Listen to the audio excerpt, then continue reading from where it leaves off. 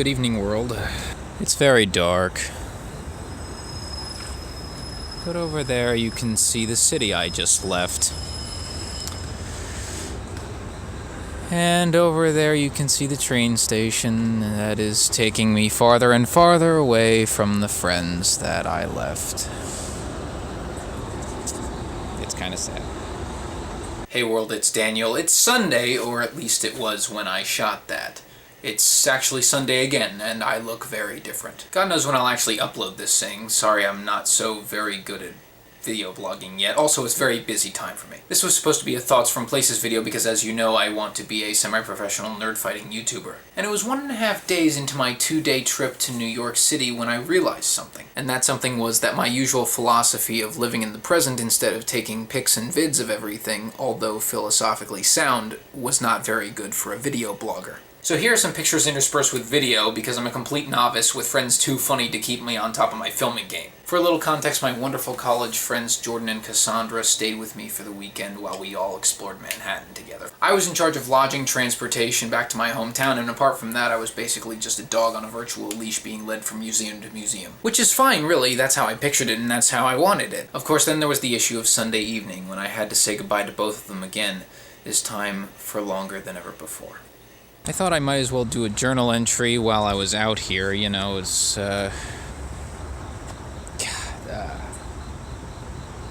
bittersweetness is killing me right now. I just had a wonderful, wonderful weekend with my friends from Boston, but goddamn if it wasn't the saddest goodbye I've had in a long time. I'm going off to fucking Iowa? Iowa?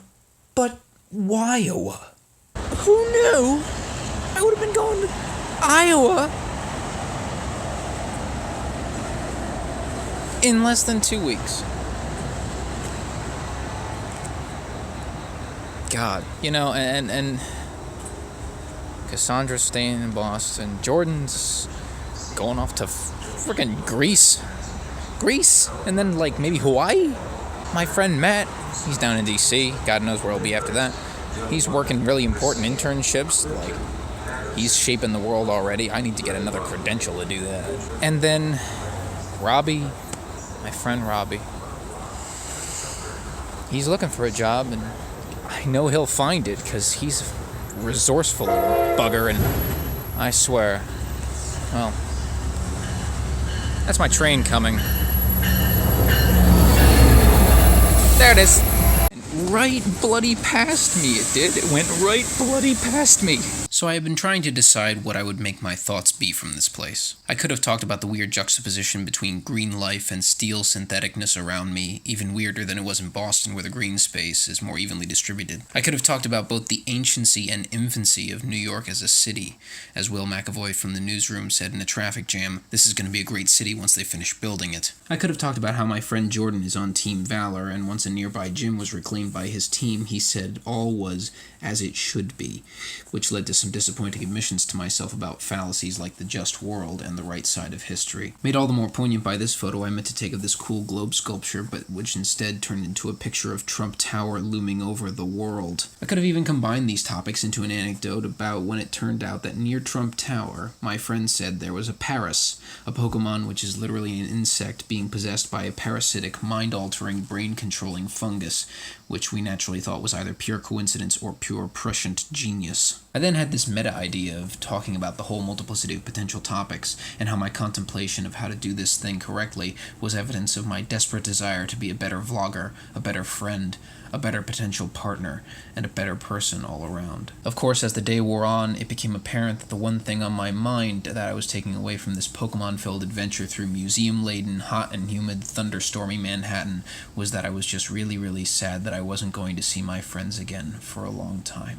Jordan helped me through a very difficult roommate situation by being the rock in the storm when I first met him, as well as being a perfectly generous and amiable roommate and a wonderful friend. He taught me a bit about practical meditation and a lot about Dungeons & Dragons, and we became great friends for 1.5 years. Cassandra I met through Jordan at the beginning of the last academic year. She is as fun, funny, and bubbly as she is beautiful, and truth be told I was starting to fall for her a bit by the time I graduated this May.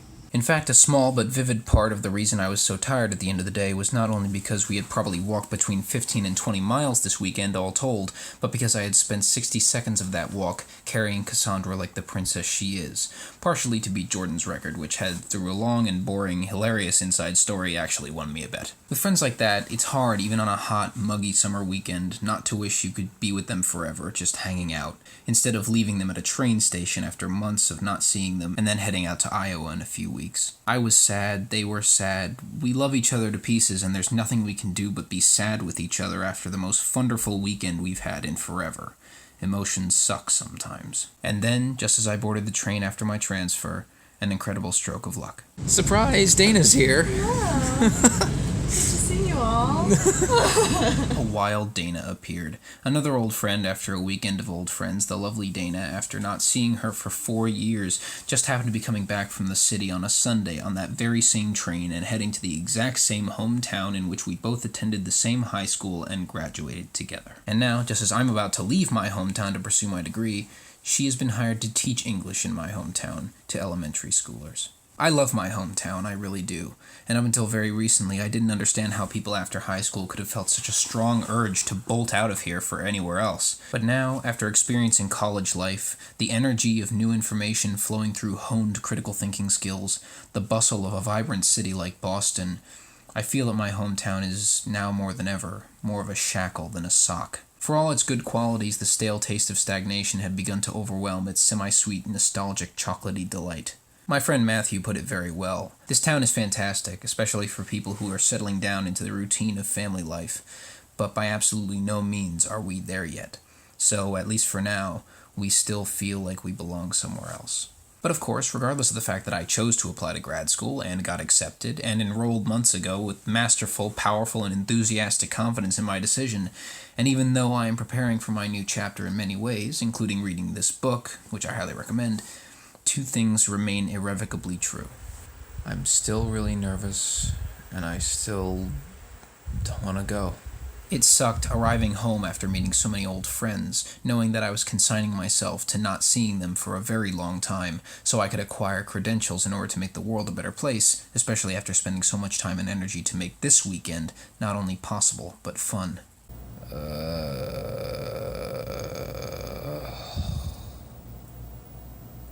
Is the sound my fatigue makes. Now I'm back home. Yay. Go me. I don't feel like this is a victory. Seeing Dana did fend off the bittersweet. For a little bit. It's back now. It sucked having to just accept that and go to bed knowing that this had been the last big event of the summer that I could distract myself with instead of preparing for a 2-day cross-country drive to my new home base for the next 6 years. Showered now, still tired, bye. Parted hair, yes or no? I'm too tired. It sucked when, after staying up late to shoot footage and write some of the script, after hiking around New York for several hours, I had to wake up early to this. Here I am the next morning. I am still in Bummersville. Welcome to Bummersville. Population me. Of course, it doesn't help that it's really raining and damp still outside, which not only reminds me of the fun weekend, but also makes me gloomy. I can't win. I just can't. Then I had to snarf down a bagel and go to IKEA to shop for furniture. We saw some interesting stuff there with classically weird Swedish names, which remind me not only of college, but also of seeing Deadpool with those very same college friends I was hanging out with all weekend. We didn't even get as far as I had wanted to go in IKEA. By IKEA. Before having to leave for Sears in order to make sure my mattress would be delivered to my new place in Iowa City in time for me to sleep on it come start of academic term. Want to see my existential crisis face?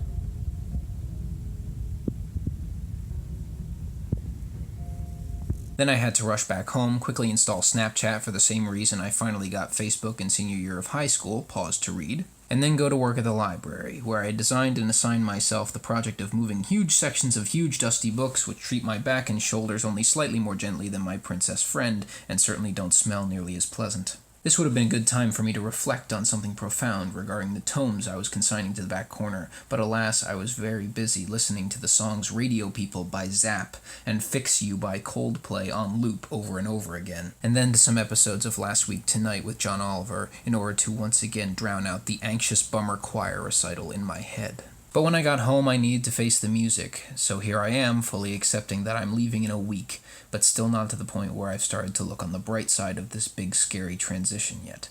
I'm guessing that being tired is helping to dull those emotions. And watching one of my all-time favorite TV shows is definitely helping, I know that. Because now, with the Snapchat and the tired and the bagels in my fridge and the funny IKEA catalog... This IKEA catalog cracks me up. I don't know why, I think it's that slogan. Designed for people, not consumers. There are several reasons why that's funny. I'm sure you can puzzle them out for yourself. I'm at least to my first step. I'm not focusing on the bright side of things to come yet, but I'm handling the bright side of things just past. I'm remembering the great time we had in New York City. Welcome to my ticket collection, where we have fun all the time. I loved going with even more Boston friends to the expensive cafe where I could exercise my French muscles, and then going to the Museum of Natural History and riffing on various fossils. We completed our trek on the long line outside of Levain Bakery in the pouring rain, waiting to get pastries for people who weren't even with us on the trip, huddled together, wet and sweaty, 3 doofy college graduates under one miniature umbrella. Afterwards, we headed back to my hometown where, before spending the night at my house, we went to my favorite diner so I could bring together my college friends and my hometown friends to meet and goof around as one.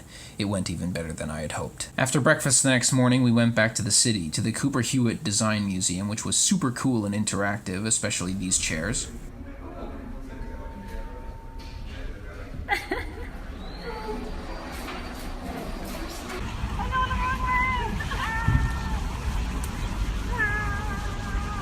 And was also breathtakingly inspirational. Then we came to the Guggenheim, which, though vertigo-inducing and not meant to be interactive, was surprisingly so. The most fun I had in the museum, not to minimize the wonderful art there, was finding the resonating frequency of the shaped walls and humming into them simply because I love acoustics. Before and after we found out that the Met was just about closed, we mucked around Central Park for a bit, which allowed me to take all these pictures. And then we went to Chelsea Market and the High Line, a surprisingly green and peaceful place in the middle of a brick and steel city I was quickly growing irked by. Before we headed to the train station and the inevitable goodbye, we stopped at Amadeus for some really good New York pizza, and even though we eventually had to leave each other, it was still a beautiful moment between friends. And of course my temporary reprieve from the dreaded bittersweet, Dana on the Traina. I love these wonderful people with all my heart, especially my Boston friends who traveled so long to see me. They've given me so much, and I only hope I've done as much for them. Because of how I view myself, I sometimes tend to declare that my friends and I will never lose touch. After all, how can we with all this social media around us?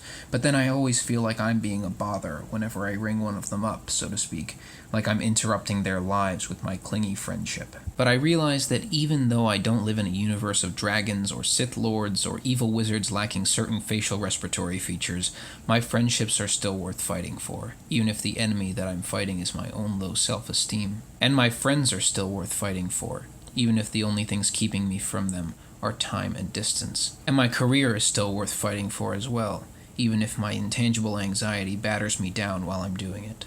I will take action. I will be proactive. I will overcome. I will survive. And my friends will never forget me because I will never forget them. And when it comes to our friendship, I should know better than to think myself a constant nuisance, because if this hangout session should have taught me anything, it's that my happiness is their happiness, and if I invest in one, I'll be investing in the other. And even though I always fear losing them, I never will.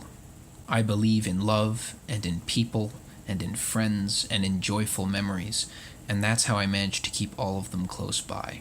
So maybe next time I'll take a few more pictures, just to make sure I never again let myself doubt the potent and brilliant beauty of friendship. World, I'll see you tomorrow. Two quick things. Firstly, I want to extend a public congratulations to Hank and Catherine Green on the announcement of their upcoming brand new baby-sized human child. Congratulations, guys. It's fantastic news. You both are going to be great parents. We're all sure of it. Don't even try to deny it. Yay! And congrats as well to John and the Yeti for their newly bestowed uncle and aunthood. And to Henry and Alice, I hope you're ready for a brand new Nerdfightastic cousin. Also, as a Nerdfighter, I would be remiss if I didn't wish every single one of you a wonderful Esther Day. This Wednesday was indeed a day of high significance in the Nerdfighteria community, of which I am honored and thankful always to be a part. A big warm shout out to all my friends and family in this week of celebrating the love that we constantly exude for one another and bask in. You guys have all made me a better person and a happier one. Thank you forever, and I hope I can do the same. Now, world, I'll see you tomorrow.